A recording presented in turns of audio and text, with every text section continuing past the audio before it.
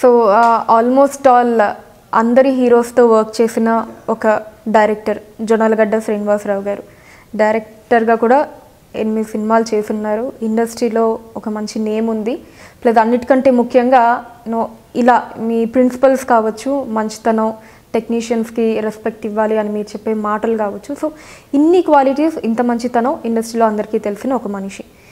ఆయన వాళ్ళ అబ్బాయిని హీరోగా లాంచ్ చేస్తూ ఒక మూవీని డైరెక్ట్ చేశారు. ప్రొడ్యూసర్ కూడా అఫ్కోర్స్ మదర్ అయినా. సో అన్ని రెస్పాన్సిబిలిటీస్ తీసుకొని చేశారు. సో ఇండస్ట్రీలో ఇంత నేమ్ ఉన్న వ్యక్తికే ఆ మూవీ రిలీజ్ చేసుకోవడానికి ఇన్ని కష్టాలు ఎదురయ్యాయి.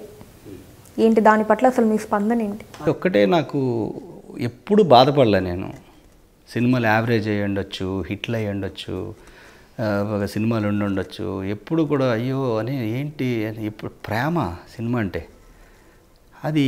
మొన్న నా సినిమాకి ఎప్పుడైతే థియేటర్స్ దొరకలేదు, రిలీజు అక్కడక్కడ అయింది. నైజాంలో ఒక హైదరాబాద్ సిటీలో ఒక థియేటర్ ఒక 4 షోలు 100 షోలు ఇచ్చున్నారు. చాలా ఫీల్ అయ్యి ఫస్ట్ టైం ఏంటి సినిమా ఇండస్ట్రీలో నాకే ఇలా జరిగింది, ఇంత పెద్దవాళ్ళతో చేశాను నేను, అందరికీ తెలుసు కదా, అసలు కనీసం ఒక టెక్నీషియన్ కన్నా కూడా ఆ సినిమా ఏమని చెప్పాలి కదా. ఎవరు ఎవరు పెద్ద సినిమా వేసినప్పుడు నా సినిమా ఉంది థియేటర్ దొరకడం ఇవన్నీ చెప్తూ ఉంటారు జనరల్గా. నా సినిమా రిలీజ్ చేసిన ఏ రోజు సినిమా లేదు. పెద్ద సినిమా ఒకటి రిలీజ్ అయింది, పర్లేదు, ఒక సినిమాకి ఒక సినిమా చేసి. ఇంకా చిన్న సినిమాలు కూడా 2 అయినాయి. అందులో డైరెక్టర్ లేరు, ప్రొడ్యూసర్ లేరు, ఎవరు లేరు, వాటన్నీ రిలీజ్ అయినాయి.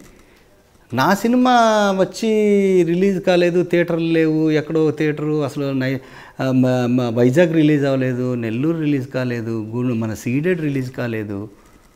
ఎందుకు అంటే నేను ఎవరో ఒకళ్ళు నాకు అబ్జర్వ్, మీకెందుకు మేము ఉన్నాం అని చెప్పేసి లాస్ట్ మినిట్లో థియేటర్స్ ఇవ్వట్లేదు భయ్యా అని ఆ డిస్ట్రిబ్యూటర్ అంటే ఏం లేదు, ఇప్పుడు డిస్ట్రిబ్యూటర్లే లేరు, ఊరికే మనమే ప్రింట్ మనమే పబ్లిసిటీ పెట్టుకుని చేసారు ఆ డిస్ట్రిబ్యూటర్ అంటుంటారు, మనం డబ్బులు ఇచ్చి చేస్తే. లాస్ట్ మినిట్లో అతను కూడా సీడీ సభ్యు. ఇలాంటి వాళ్ళ వల్ల సినిమా ఇండస్ట్రీని సర్వనాశనం చేశారు.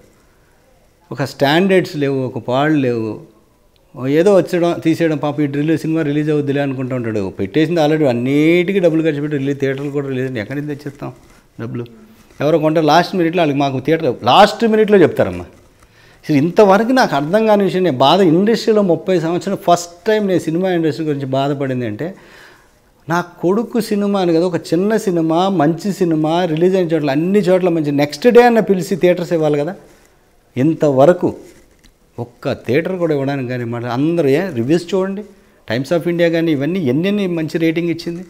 ఏ సినిమాకి ఇవ్వలేదుగా. మరి వాళ్ళందరూ నాకన్నా డబ్బు గల్లోళ్ళే అని సినిమాని చూశారు. సాంగ్స్ అవి ఏంటి భయ్యా ఎలా చేస్తున్నాడు ఈ కుర్రోడు, సినిమా ఏంటి ఎంత బాగుంది, క్లైమాక్స్ ఏంటి ఫెంటాస్టిక్. బట్ థియేటర్ లేవు, ఎలా జనానికి తెలుస్తుంది నా బాధ. నేను కొత్త వాళ్ళతో ఎలా తీయగలను ఇంకా సినిమా, కొత్త వాళ్ళు ఎలా ఇంకా ముందుకు వస్తారు. వాళ్ళు మాలాంటి వాళ్ళు పెట్టుకుంటే ఒక డైరెక్టర్ ఉన్నాడు అని చెప్పి కొత్త వాళ్ళు చేయడానికి వాళ్ళకు పాపం ఆనందం. నేనే బయట తీసుకెళ్ళలేకపోతే మిమ్మల్ని ఇంకెవరు బయట తీసుకెళ్తారు? ఎలా బయటకు వస్తాయి? మాట్లాడితే తమిళ సినిమాకి ఇచ్చిన వాల్యూ కూడా ఇవ్వట్లేదు. చెప్పడం మాత్రం మన వాళ్ళంతా తమిళ సినిమాలు ఎంత బాగా తీస్తున్నారు, బడ్జెట్లు తీస్తున్నారు, మన తెలుగు వాళ్ళు ఇష్టానికి ఖర్చు పెట్టి తీస్తారు, వాళ్ళకి ఏమీ తెలియదు, అవి బాగుంటాయి అవి అంటే. నేను తీశాను కదా, బడ్జెట్లో తీశాను కదా. వాటికి తమిళ సినిమాలు నాతో పాటు రిలీజ్ అయిన వాటికి థియేటర్లు ఇవ్వడం ఏంటి, తెలుగుడికి ఇవ్వకపోవడం ఏంటి? తప్పు కదా. 2 తెలుగు రాష్ట్రాలు, తెలుగుడు కదా, మనోడు కదా, మనోడు నిలబెట్టగా. నేను తెలుగుండు కదా, నేను ఇండస్ట్రీలోనే ఉన్నాను కదా, అసిస్టెంట్ డైరెక్టర్ నుంచి సేవలు చేశాను కదా, డబ్బుల కోసం చేసి ఉండొచ్చు. ఒక చిన్న 100 థియేటర్లు అడగలేదు, ఒక డిస్టిక్ ఒక థియేటర్ అన్న ఇస్తే తెలిసి బాగా చేశాడా వాడు డిసైడ్ చేస్తాడు. ఫస్ట్ రోజు శుక్రవారం ఎలాగో పెద్ద హీరో కాదు కదా ఓపెనింగ్స్ రావడానికి, ఊరినే ఒక సినిమా వచ్చింది అని చెప్పడానికి ఒక శుక్రవారం వెళ్ళి ఎవడో ఒకడు చూసిన వాళ్ళు టాక్ వచ్చి తర్వాత శనివారం తీసేస్తే ఆదివారం వచ్చే కలెక్షన్లు కూడా పోతే ఇక తీసేసి పాత సినిమాలు వేసేయడం. ఎందుకంటే దానికి 1000 రూపాయలు కూడా మీ దానికి రావట్లేదండి. ఉంచండి, ఏమనంటే ఇగో చూడండి కలెక్షన్స్ ఎలా వస్తాయి. పోనీ నా సినిమాకి అయితే అన్ని థియేటర్లు ఇచ్చి ఉంటే టాక్ వచ్చింది కదా, ఒక 2 రోజులు ఆగితే ఏంటి ప్రాబ్లం ఏంటి? తీసేయడం కలెక్షన్. ఏమనంటే సైకిల్ స్టాండ్ వాడు బతకాలి, సమోసా వాడు బతకాలి, పాప్కార్న్ వాడు బతకాలి. ఏంది ఇది? అందరికీ డబ్బులు ఇస్తున్నారు సినిమా వాళ్ళు. బస్ షెల్టర్ల దగ్గర నుంచి, బస్సుల నుంచి, యాడ్ల నుంచి, ప్రోమోస్ నుంచి. రిలీజ్ చేయడానికి థియేటర్లు లేకపోతే ఎందరూ బాగుపడుతున్నారు, ఆడు మాత్రం చచ్చిపోతున్నాడు. నేను చాలా ఫీల్ అయ్యి చెప్తున్నాను. ఎందుకంటే ఇన్ని సంవత్సరాల సినిమా ఇండస్ట్రీలో నేను ఎప్పుడూ బాధపడలా. ఏంటిది, మనం ఎలా సినిమా తీయాలి, ఏమైపోతాం, ఎవరు హెల్ప్ చేయరా? ఎవరిని అడగాలి? పోనీ పోనీ వెళ్ళి పలానా వాళ్ళు అడగాలి అంటే, పోనీ నేను ఎవరికైనా తెలియకపోతే, సార్ నేను కొత్తవాడిని సార్, మీ కాళ్ళు పట్టుకోవడానికి నేను రెడీగా ఉన్నాను సార్, నాకేంటి సార్ అని చెప్పి నేను తెలుసు కదా.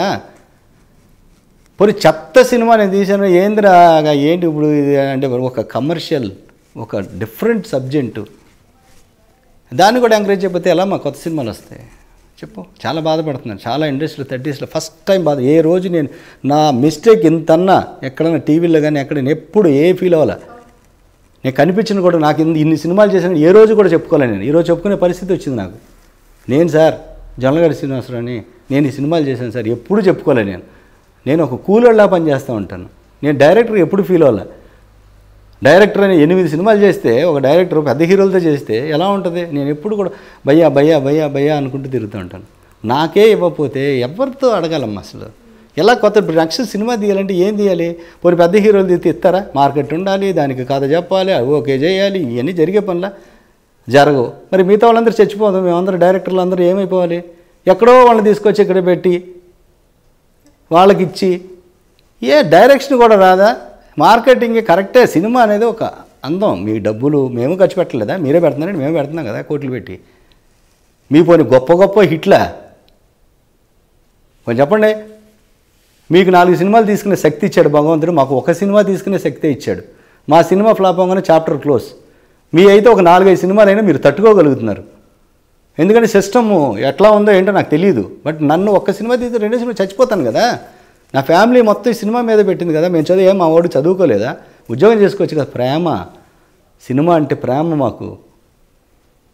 ఏం డబ్బులు సంపాదించామో 9 సినిమాలు చేసిన. ఎవరిని నేను ఎప్పుడు జీవితంలో డబ్బులు కూడా అడగను. పేరు వస్తుంది, ఈ సినిమా హిట్ అవుతుంది. అందరు నన్ను పొగిడిన వాళ్ళే ఒక టైంలో. టెక్నీషియన్ అంటే జొన్నలగడ్డ, అది అన్నీ తెలుసు. ఎవరు ఎంకరేజ్ చెప్పినా నన్ను నేను తీసుకునేవాడు కన్నా కొంచెం మరే మన తెలుగు కొత్త సినిమా ఇంత బడ్జెట్లో తీసాడరా అని, మన తమిళ వాళ్ళకి ధీటుగా తీశారా అని చెప్పి మీరు ఎంకరేజ్ చేస్తేనే కదా నాలాంటి వాళ్ళు ఎంతమంది వస్తారు, కొత్త సినిమాలు వస్తాయి, మంచి స్టోరీలు వస్తాయి, మంచి వస్తాయి. పెద్దవాళ్ళతో తీయలేం కదా మా స్టోరీలు. మంచి ఎక్కడ తీయగలం? వాళ్ళకి ఒక ఇమేజ్ ఉంటుంది.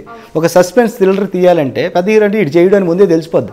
కొత్తడు ఇటు పొడిచాడు ఒక హీరోయిన్, అమ్మ పొడిచుంటాడా? పొడిచుంటాడు. పెద్ద హీరోయిన్ పెట్టి చేస్తే అండి హీరో ఎలాగ పడవాడు.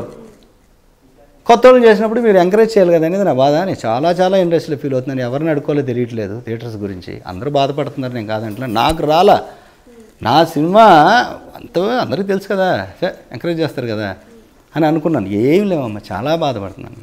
అసలు ఇంత టెక్నీషియన్ ఇన్ని ఇయర్స్ ఎక్స్పీరియన్స్ పెట్టుకుని అసలు మీ నోట్లో నుంచి ఇంత ఆవేదన, మీ నోట్లో నుంచి ఎవరిని అడుక్కోవాలో తెలియట్లేదు అన్న మాట వచ్చినందుకైనా నిజంగా దీన్ని బట్టి అన్న అట్లీస్ట్ ఎవరో ఒకరు స్పందించాలని చెప్పి మేము కూడా కోరుకుంటున్నాం. అసలు ఈ చిన్న సినిమాల పరిస్థితి మీరు అబ్జర్వ్ చేస్తే మామూలుగా ఇప్పుడు మీరంటే మీరు ఈ మూవీ పరంగా మీకు తెలిసింది, మీరు దీని ఇన్వాల్వ్ అయ్యి ఉన్నారు కాబట్టి. సో అంతకు ముందు కూడా చాలామంది ప్రొడ్యూసర్స్ కావచ్చు, డైరెక్టర్స్ కావచ్చు, ఇలా చిన్న మూవీస్ తీసిన వాళ్ళు కూడా వాళ్ళ ఆవేదనని చెప్పుకోవడం జరిగింది. సో అప్పుడు మీకు అసలు ఐడియా ఉండిందా? అసలు అవన్నీ మీరు చూస్తూ ఉంటారా టీవీస్లో కావచ్చు? చూస్తుంటాను. కొన్ని వచ్చి వాళ్ళు కావాలనే ఒక బడ్జెట్ లిమిట్ తెలియదు, ఎలా సినిమా తెలియదు. డిజిటల్ వచ్చిన తర్వాత ఇష్టానికి తీసేస్తున్నారు. సిట్టింగ్స్ లేవు, కథా సబ్జెక్టులు మేము 4 గంటలకంతా లేచి మోహన్ బాబు గారి దగ్గర కూర్చుని, పరశుడు బ్రదర్స్ గారు, సత్యానంద్ గారు, భూపతి ఇంత 4 గంటలకంతా కూర్చుని ఆవర్కు చిరంజీవి గారు అంతా అన్నయ్య చేసేటప్పుడు 5 గంటలకు వచ్చేవారు. అలాంటి అసలు ఎక్కడ సిట్టింగ్స్ ఎక్కడ ఉన్నాయి? అసలు కథ గురించి ఎవరు మాట్లాడతారు? థాట్ ఏదో ఇక్కడ జరిగింది, పేపర్లో జరిగింది, దాన్ని పెట్టి తీసేయడం. పెద్ద హీరోలు కానీ చిన్న సినిమాలు కూడా కరెక్ట్గా, ఎందుకంటే మెయిన్ ఈ వాడేసుకుంటున్నారు. ఇప్పుడు ట్రెండింగ్ అని తీసేసి థియేటర్లో ఎవరు వెళ్ళి చూసే దీనికి ఏంటంటే యూత్. కరెక్టే, దాంట్లో పాటలు ఉండాలి, దాంట్లో ఫైట్లు ఉండాలి. సినిమా తీయాలంటే మామూలు విషయం కాదమ్మా, ఊరినే కాదు సినిమా అనేది. బట్ అట్లా తీస్తున్నారు. కొన్నింటి నేను చెప్పాను, థియేటర్లు అని చిన్న సినిమాలు అనేది చాలా చాలా చాలా చాలా చాలా కష్టం అమ్మా. ఎక్కడో ఒక సినిమా ఆడుతుందమ్మా, దాన్ని పట్టుకుని పాపం మేము థియేటర్లు ఇవ్వట్లేదా? వెనకాల ఎవరున్నారు? ఆడిన సినిమాలు వెనకాల ఎవరున్నారు? ఎవరున్నారు? ఎవరో ఒకళ్ళు పెద్దోళ్ళు ఉండాలి దానికి. ఆ ఒక్క సినిమా చూపించి ఏం చెప్తారంటే మన సినిమాలు 10, 20, 30 రిలీజ్ అవుతాయి. వీళ్ళందరూ వచ్చి టీవీల ముందుకు వచ్చేసి టోటల్గా చెప్తూ ఉంటారు, బాధను చెప్పుకుంటూ ఉంటారు. చెప్పినప్పుడు ఇదిగో ఈ సినిమాకి ఇచ్చిన మీ సినిమా ఆడుతున్నప్పుడు మీ సినిమా ఆడలేదు, తీసేస్తే తప్పేంటి? ఏమన్నా అర్థం ఉందా? లాజిక్ ఏమన్నా ఉందా? అసలు మీ సినిమాకి ఆ సినిమా ఆడలేదు, మేము కొత్త వాళ్ళు ఎంకరేజ్ చేయట్లేదు అంటారు. ఒక సినిమా చూపిస్తారు, 30 సినిమాలు పోతూ ఉంటాయి, తీసేస్తారు అంతే. అసలు థియేటర్లు ఎవరు వాళ్ళకి? ఒక ఊరినే పేపర్ యాడ్లో మాత్రం 100 థియేటర్లు 30 థియేటర్లు ఉంటాయి. పాప చిన్న పేపర్లకు ఏముండదు. ఒక థియేటర్ ఇస్తారు, లిస్ట్ మాత్రం ఉంటుంది. థియేటర్లో టైమింగ్స్ ఉండవు, అవన్నీ తీసేసి క్లోజ్ చేసిన థియేటర్లు అన్నీ ఉంటాయి లిస్ట్లో. ఇది పట్టుకుని పాపం ప్రొడ్యూసర్ హ్యాపీగా అమ్మ అనుకుని వెళ్ళిపోతుండే. ఎవడో ఒక్క రెండోసారి సినిమా తీసేవాడు లేడు అసలు. చూస్తున్న ప్రేక్షకులందరికీ మీరంతా ఈ యూట్యూబ్ ఛానల్ ఫిల్మ్ జల్సాని సబ్స్క్రైబ్ చేసి లైక్ చేయండి, కామెంట్ చేయండి, అలాగే మీ ఫ్రెండ్స్ అందరికీ చెప్పండి. చూస్తున్నానండి film Jalsa. Hi, this is Srinivas Reddy. Please subscribe Film Jalsa. Hi, this is Sasha Chetri. Please subscribe to Film Jalsa for all latest Tollywood news.